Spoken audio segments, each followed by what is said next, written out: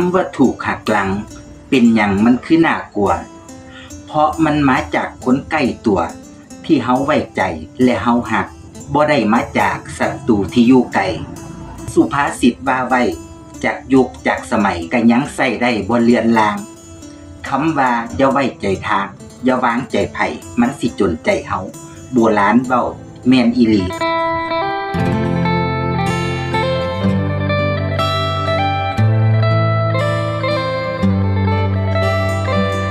อย่าคิดว่าสิมีคนหวังดีกับเฮาตลอดไปความมั่นใส่ความอิจฉาสิตามมามื้อที่เฮาได้ดีระวังความใจดีเฮาไว้มันสิกลายเป็นจุดอ่อน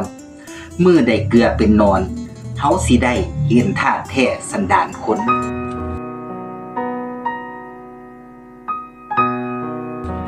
ยามได้ดีมั่งมีเขาก็มันใส่ยามยากไล่ยามตกยากก็เหยียดยามมีผลประโยชน์ให้เขาก็แล่นนำมือได้เฮาตกต่ำถึงเหยียบยามถึงเว้าพื้น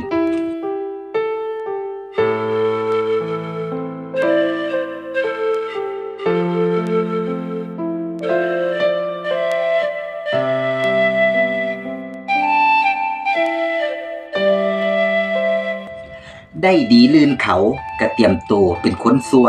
ยามตกต่ำกว่าก็เตรียมตัวถึกสมน้ำหน้าใส่ดีเด่นดังกว่าเขาก็เตรียมตัวถึกใส่ลายมันบ่มีไผอยากให้เฮาได้ดีกว่าตัวเขาดอก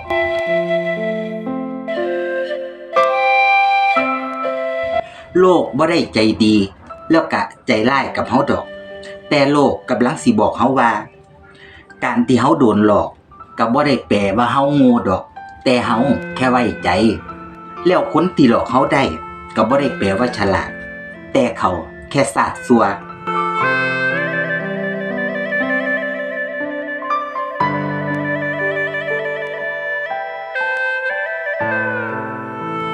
บทเรียนที่สิสอนเฮาได้ดีที่สุดคือบทเรียนที่ได้จากประสบการณ์ชีวิตที่เฮาเจอมากับตัวเฮาเองฝากไว้ให้คิด